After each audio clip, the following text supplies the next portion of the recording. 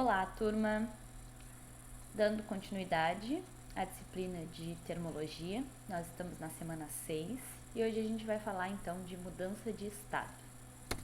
Esse é o roteiro da aula de hoje, a gente vai falar sobre os estados da matéria, conceitos de cada um desses principais estados, alteração dos estados, as leis de mudanças de estado, influência da pressão tanto na fusão e solidificação quanto na ebulição e na condensação, e vamos finalizar com os diagramas de fases. Sobre o estado físico da matéria, tá? Estado da matéria ou fase são conjuntos, de configurações de substâncias, as quais podem ser apresentadas diferentes estruturas moleculares. Podemos afirmar que a velocidade com que a partícula dessa substância se movimenta tem relação direta aos estados da matéria. Por exemplo, o estado sólido é aquele que caracteriza menor movimentação entre as partículas, e o estado gasoso é aquele que tem maior movimentação entre suas partículas. O estado líquido é um estado intermediário entre o sólido e o gasoso, e a movimentação das suas partículas se caracteriza também de uma forma intermediária. Atualmente são considerados os seguintes estados da matéria, além dos que a gente já conversou, que são os principais, estado sólido, líquido e gasoso. Nós temos também o plasma, a água superiônica, condensados de Bose-Einstein, superfluidos, fluidos supercríticos, matéria degenerada e alguns outros, tá? A gente vai focar então naqueles três principais, que é o que a gente usa principalmente, dois deles, estado líquido e gasoso, em sistemas de refrigeração. Conceito dos principais estados. Vamos falar dos sólidos, tá? Os sólidos, esse estado, as partículas encontram muito próximas uma das outras, além de possuírem uma forte atração entre si, tá? Dessa forma ocorre uma melhor organização molecular, o que viabiliza uma forma e um volume próprio, tá? Por isso que é um dos estados que a gente tem um volume próprio, devido então à atração dessas moléculas e como elas estão arranjadas, tá? A maioria dos sólidos tem redes cristalinas, pré-definidas, ou seja, existem arranjos no qual se ordenam essas moléculas, tá? E quem determina como vai ser esse arranjo são as substâncias nos quais os sólidos são constituídos. Temos o estado líquido, o estado intermediário, pois a agitação de suas moléculas é menor do que no estado gasoso e é maior do que o estado sólido, tá? Nesse estado, o volume permanece aproximadamente com o mesmo volume quando comparado ao estado sólido, tá? A gente viu lá na dilatação dos sólidos, dos líquidos e dos gases, o que acontece com o volume, das substâncias quando eu tenho então o aumento da temperatura, que é o que proporciona a mudança de fases, tá? Nesse, o volume permanece aproximadamente o mesmo quando comparado ao estado sólido. Entretanto, a forma como se apresenta a substância nesse estado depende do recipiente que o contém, diferente do estado sólido, em que eu vou ter um volume, uma forma pré-definida. No estado líquido, o volume vai ficar contido em um recipiente, e a forma com que esse líquido vai se apresentar vai ser a forma do recipiente que o contém. Temos ainda o estado gasoso, é o estado com maior agitação molecular e também maior afastamento, quanto mais agitadas estão as moléculas, maior volume elas ocupam, porque eu vou passar a ter maior afastamento entre elas devido a essa agitação, tá? Por consequência dessa agitação e maior afastamento, eu tenho também uma maior desorganização molecular, né? Diferente dos sólidos que têm redes cristalinas, a maioria pré-definidas e organizadas, né? O líquido, então, eu tenho uma pequena organização, e nos gases eu não tenho nenhuma organização entre as moléculas, né, da minha substância. Neste, o volume e a forma como se apresenta a substância são definidos pelos recipientes que as contêm, tá? Muito parecido com o estado líquido, só que na forma gasosa eu preciso de um recipiente fechado, tá? Porque o volume do gás, ele vai ser o volume do recipiente que o contém. Então, se esse meu recipiente estiver aberto, né, a minha substância vai tentar se expandir para todo o espaço que ela conseguir. Então, né, não vai ficar contido em um recipiente que é aberto. Então, ele vai ocupar a forma do meu recipiente, tá? Vai ocupar todo o volume do meu recipiente, desde que ele seja fechado. Encontrei isso na Visto os 3 principais estados, né, das matérias, vamos falar sobre a alteração desses estados, tá? Eu tenho um nome para cada alteração entre esses estados. Então, nessa figura aí a gente tem a matéria no estado sólido, à nossa esquerda. No meio ali eu tenho no estado líquido e na direita eu tenho o estado gasoso, tá? Vamos começar entre o estado sólido e o estado líquido. A alteração do estado sólido para o estado líquido eu vou chamar de fusão. A alteração do estado líquido para o sólido, o contrário, tá? Eu vou chamar então de solidificação. Já entre os estados líquido e gasoso, quando eu tenho do estado líquido para gasoso, eu vou chamar de vaporização, tá? Ou ebulição, a gente vai ver mais à frente essas diferenças.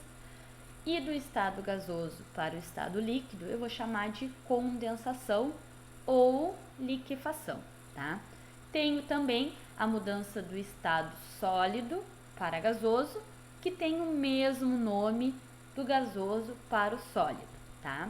Tanto do sentido sólido para gasoso quanto gasoso para sólido, eu vou chamar de sublimação, certo? Como que se fazem então essas alterações dos estados das matérias?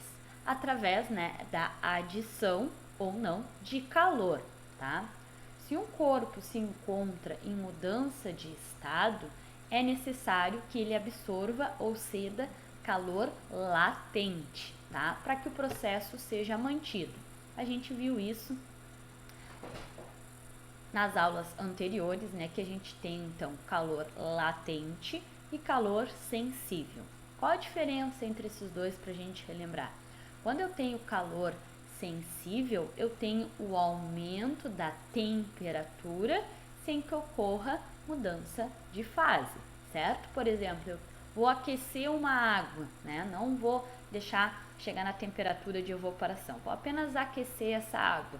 Então, eu tenho ali calor sensível. Passei a água da temperatura ambiente, né? A água que a gente abre a torneira e tem, digamos que esteja uma temperatura ali de uns 15 graus, e a gente aquece essa água e chega a temperatura de 80 graus, tá? Ao toque, é uma temperatura alta para nós, né? Vai praticamente queimar o dedo ali se a gente encostar, mas não é suficiente para que ocorra a evaporação da mesma, né? É uma água quente. Nesse processo eu tive a adição de calor sensível, aumento da temperatura sem a mudança de estado, tá? Eu também tenho o calor latente. É quando eu tenho a alteração do estado naquela mesma temperatura, tá? Então chega em uma temperatura específica, por exemplo, a temperatura de ebulição é a temperatura em que ocorre a mudança de fase do estado líquido para gasoso, tá? A uma mesma temperatura eu tenho a alteração do meu estado, tá? Então, isso é o calor latente, quando eu tenho a alteração do estado daquela substância a uma mesma temperatura, tá? Este gráficozinho aí nos apresenta os nomes das alterações dos estados que a gente viu anteriormente, só que explicando, né, a influência ali do calor a essas alterações, né? Do estado sólido para o estado líquido, se eu adicionar, né, calor, se eu aquecer a minha substância que está no estado sólido, vai acontecer a fusão e ela vai para o estado líquido. Se, por exemplo, eu continuar adicionando calor, eu tenho a mudança do estado líquido para o estado gasoso. Vai se chamar, então, vaporização, tá? Cheguei à substância, a um estado gasoso. Eu posso retirar calor dessa substância a resfriar, né? Então, eu vou passar ela do estado gasoso para o estado líquido, no qual eu vou chamar de liquefação. Se eu continuar retirando calor, se eu continuar a refrigerar essa substância, né, eu vou passá-la do estado líquido para o estado sólido, chamando assim de solidificação, tá?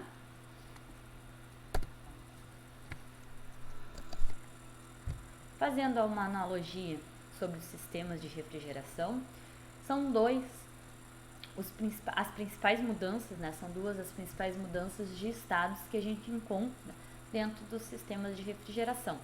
São ela a vaporização e a condensação, né? Eu tenho a vaporização quando eu aqueço meu fluido refrigerante, né? Isso acontece lá no evaporador e eu passo o fluido refrigerante do estado líquido para o estado sólido, tá?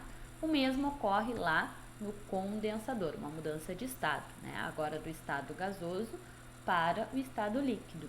Então, eu apresento ali a condensação ou liquefação, tá? Então, no evaporador eu tenho a vaporização, no condensador eu tenho a liquefação do meu fluido refrigerante, tá?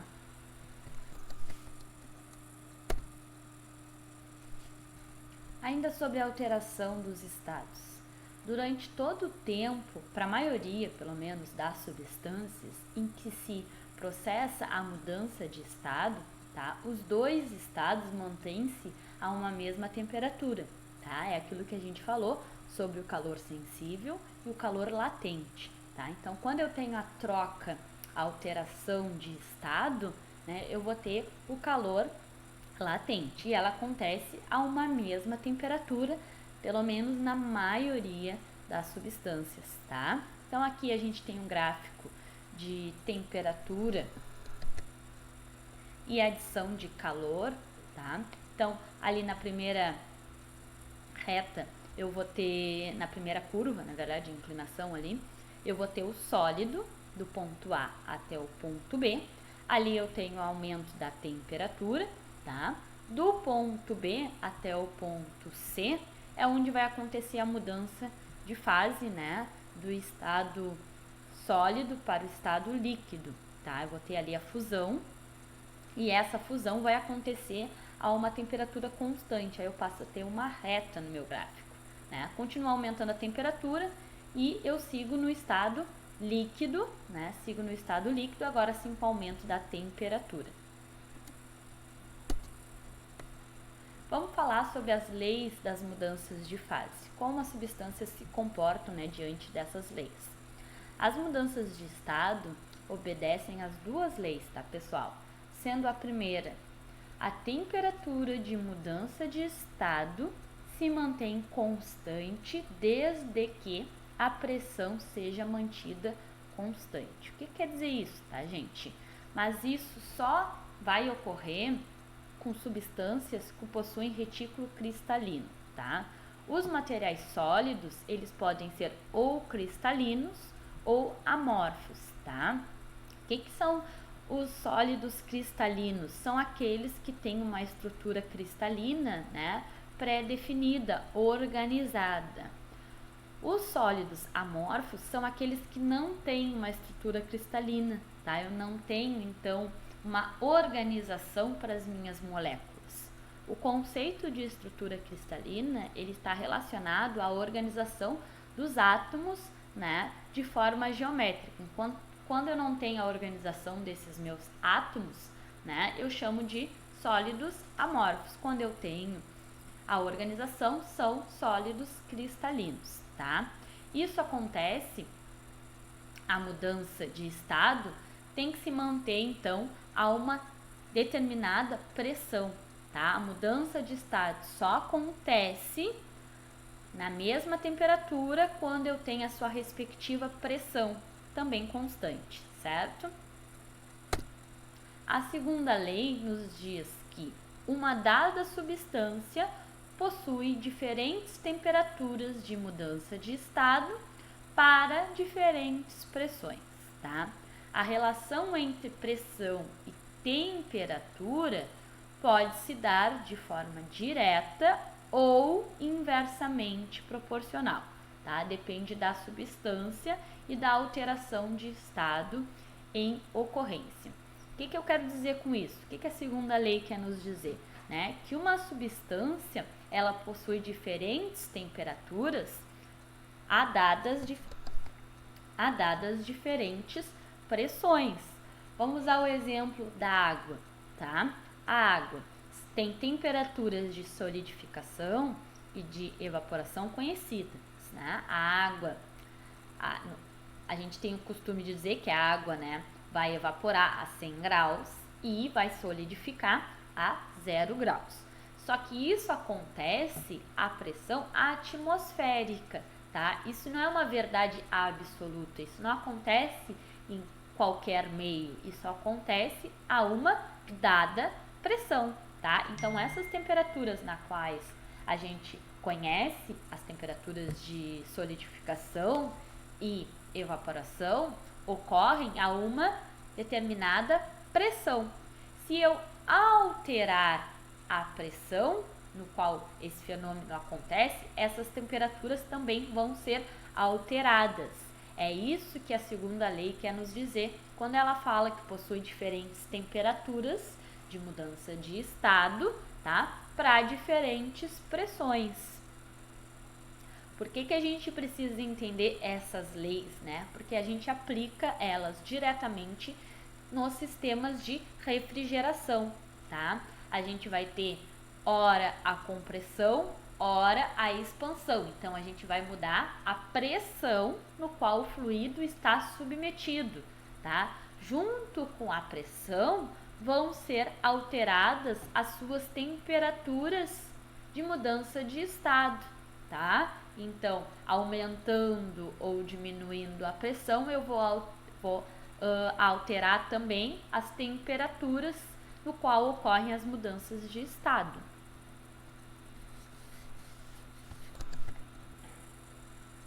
Vou encerrar esse vídeo aqui para não ficar muito longo e a gente segue então na parte 2.